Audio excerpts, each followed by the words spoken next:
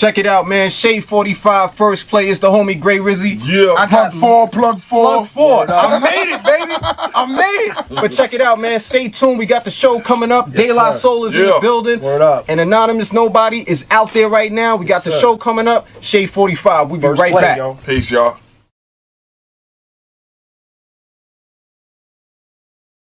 Yo, what up, everybody? It's First Play. Thanks for tuning in. Of course, it's your boy Gray Rizzy, Shade 45, Sirius XM. We are up in here, and I don't know, man. I told these guys, I said, fuck it. I'm a fan out. I'm gonna let them know.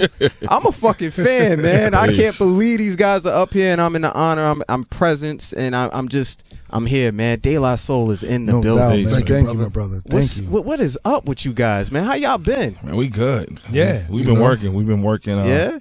We've been working hard in the studio for the last 3 years. Yeah. On the road constantly as usual. Yes. Yeah, so I commend you guys for that. Yeah. I just think of simple things like going to the bathroom. I'm a very private guy, and going to the bathroom in different places outside of my home is hard. You know what I'm saying? So I definitely commend you guys for that. There's a lot of preparation going into that. I'm sure there is. I'm surprised it's not like a toilet tissue sponsorship. Yeah, right. You know, like, yo, we got to get this for Daylight. They're going to be great on this one. Right. Man, so y'all got the new album coming out, and the Anonymous Nobody. Yes, sir. Yes, now, sir. this was a Kickstarter project, wasn't it? Yeah. Definitely was. Kind of was looking out to see how we're going to release this record. Pretty much threw around a couple of ideas until one time I think we bumped into someone. We were on the road who, you know, kind of like threw the idea at us to check it out, see what Kickstarter's about. And we decided to do that, and it just seemed like a great option for us. I mean, we knew there was a fan base there. Absolutely. You know, getting around wasn't too much of a difficult thing. You know, getting the word around, we felt like we had enough friends to help us get the word to put around. it lightly, yeah. Right. You know, so we just decided to go for it. Nice. You know, a Kickstarter is one of those things. It's a little nervous. Like, you hope somebody will, you know, contribute. You hope somebody come through and care. Right. So, but it was nice to know that, you know, within the first 8 hours, we raised about $210,000. Y'all blew it away, man. Yeah. I mean, you guys are being very humble, and I just want to make sure I go ahead and introduce you guys properly. I apologize for that, man. It's all good. We have Dave, who was just speaking. Paz is right here, Yes, man. sir. Maseo is still in the building. Yes, brother. You know what I'm saying? So, like, humbly, 200,000 plus, man, in 8 hours. Some people, you know, they start the Kickstarter and it's still at the same point 3 days later. Yeah, indeed. I mean, it was good to see. We was glued to that screen, bro. It was glued to that screen, like refresh the screen every like 10, 15 minutes. But you know, I mean, man, I gotta say that, you know, 25, 26 years into doing this, you kind of see where all that hard work went. Right. You know, we've moaned, cried, bitched, and all that about traveling and having to do these forums and interviews and meet people and shake hands or what have you. And, you know, just even walk in the crowd and just shake hands with the folks who came to a show. It paid off. You know, I think people came and said, you know, these brothers are true to what they do. You know, they humble dudes. This is real. They trying to do this album, and they need the help. And us being fans and us being supporters, we're gonna help them. So, you know, it was a blessing to see those people come back after all those 25, 27 years. Very Preparation and prayer. Yeah, Pain, man, with Snoop Dogg. How did that? Of course, like you mentioned, you guys have You friends. produced that. Yeah, fuck it, yeah. I produced that. You know what I'm saying? You know, I go and buy another moniker. I'm not gonna let you know and drive my checks up. So, you know, but Pain, you know, featuring Snoop, man. You guys went ahead and West Coast, y'all just shot for the sky, and Snoop is on there doing what he does. How did that come about, man? We were getting a lot of great records in for this project. But at one point we were just saying, you know, like, you know, we do a great job. Dave would be like, yo, I'm assessing it, and it seemed like we got something for this, we got something for that. We need something like a little bit more where we can rhyme and just kind of like a little bit more urban feel to it.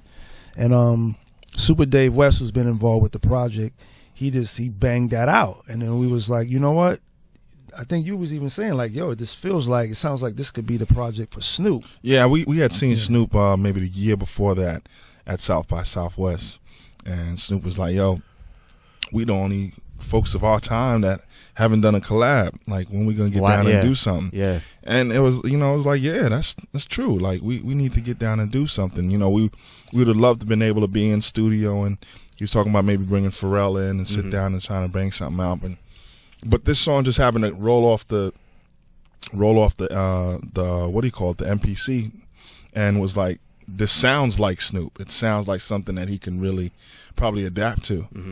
And we sent him a copy of that, and he must have finished the rhymes like a week later. Wow. And he killed it. Like, I mean, Snoop sounds amazing on this record, man. He does. It's just a blessing. Like, we them dudes. Like, we in the game, but when we look up to people and admire and respect what they do, but they're down to get down and collaborate with De La, it's an honor. Like, sometimes we feel like, we ain't that worthy of it, but it's kind of good to feel like he got on this record and adapted to what we do. Right. That was a blessing for us, and we love the record, man. After all these years, like, are you guys still kind of blown away at the process? Yeah, I'm still pinching myself, especially from the era we came from. Who would have thought it'd have been all of this? Right. Your radio show, I mean, the music is the #1 genre in the world. We were in a time when we came in, people said it was going to be a phase, that it would be a fad. I'm here almost 30 years later calling it a career. Right. You know what I mean?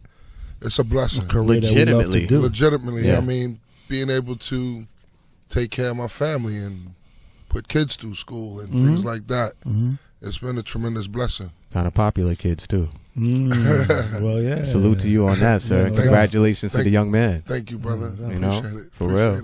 Yo, I saw this because I used to go to a school downtown in Lower East Side, LaSalle. Shout out to everybody who went to LaSalle. And I used to pass this place all the time, going from Bleecker, crossing Bowery, and going over towards 2nd Avenue. CBGB's is not here anymore. So I want to salute y'all putting this skit on there because a lot of times I think people forget the mix that hip hop, rock, punk, hair, all that stuff. It does intertwine a lot. Yeah.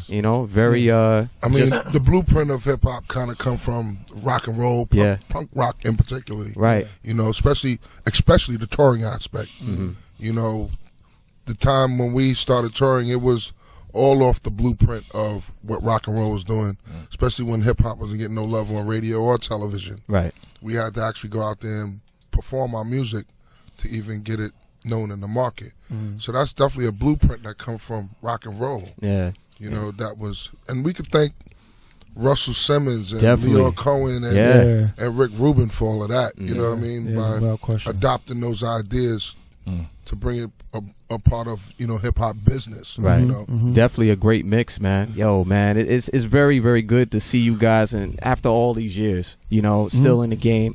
I like the fact that you guys radio wasn't as important, and I don't want to say that in a negative way because obviously we're on the station right now, but you didn't let it stop you when it the having to have that single and making that when the label was always saying you need to have that radio hit. You guys were making hella waves without. We were. I think a big part of ignoring what was so important was touring. You know what I'm saying? We basically had touring in the bag, and we were often in Europe. We wasn't in the States that much, like 93 to 97. We wasn't here pretty much, and even in the beginning as well. So I think just not being concerned or listening to what people thought you were supposed to be doing here, and especially radio. We was all over the world. We was out of here. So there were some things that didn't feel as pressured. Of course, you wanted to be on radio, playing festivals before they became really mainstream. Yeah. And this is before, honestly, the whole internet and really linking and being able to just see everything virtually for yourself. We were definitely everywhere. We could touch and see, like, hey, people are into this music. They're here at these shows. And at the time when summer jams got big, like all over the States, where a lot of artists we spoke to was like, we'll make records, perform at a summer jam, they're gonna play our record and on the radio. And once, unfortunately, where now record sales has gone now, a lot of these same artists that we're really cool with, they're out here touring because they realize that formula has since died. You Right. know? So I mean, it was a formula that we embraced from the beginning. It was just always a pleasure to see people all over the world, Australia or Japan for that matter. Mm-hmm. And I'm sure it was always good to see the same people, because a lot of people were showing up to the shows over and over and over again, man. I gotta take a minute, man, because you guys really formed a lot of my I guess the palette, you know, for 88, 89, 90, 91, early, you know, especially with the first album. You guys are very, very groundbreaking.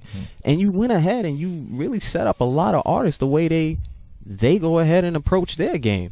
What's you know, how do y'all ever look back at that? And I'm not trying to make y'all motherfuckers feel, oh, please don't think that, because I would ask the same thing of Mick Jagger. Oh yeah, well, you know, blah blah blah. And I think sometimes we shame motherfuckers for the wrong reason for being successful for so many years. But how do y'all guys look back at that and say, yeah, we did that?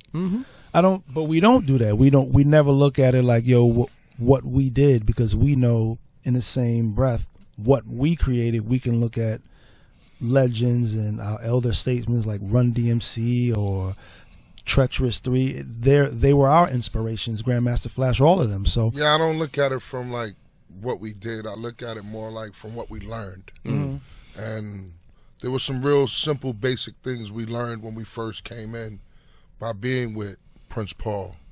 Not just Paul, but his whole crew, Stetsasonic. And one of the key things I know I learned was the hip-hop fan is not a loyal fan. Absolutely not. You know, so, and being in, coming in a business at the time when all the labels were independent and certain artists was barely selling records, Stetsasonic in particular. They had a tremendous touring record, but rarely sold any significant records. I could always recall Daddy-O saying, yo, make what you want to make. Don't make no record to please nobody. You know, do truly what you want. I mean, we was already on that path anyway. Right. We didn't know anything else but to do what we felt and love.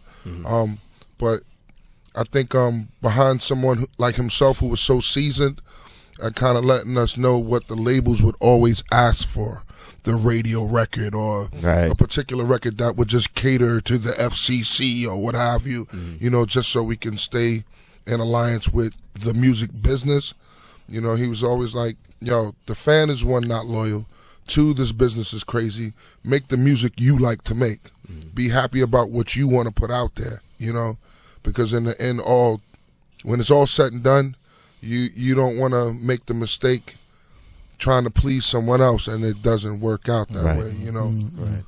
Right, man. I think a lot of people still do that. Yeah. But then there's some stuff out here, and I'll be like, yo, what the hell is that? And I look at the kid, and they like, yeah, you know, doing they dance. I was like, all right, they got their wave. It's on, it's popping, man. I mean, we had the WAP. They got the Superman or whatever. You know, we had our little stupid things at the time. I mean, you know, as classic as he is and the songs were, but nobody's doing the biz dance today at 40 plus. You know what I'm saying? But we do appreciate that moment in time, you know, for what it was. No different than my kids when they were, I mean, my oldest is 27 now.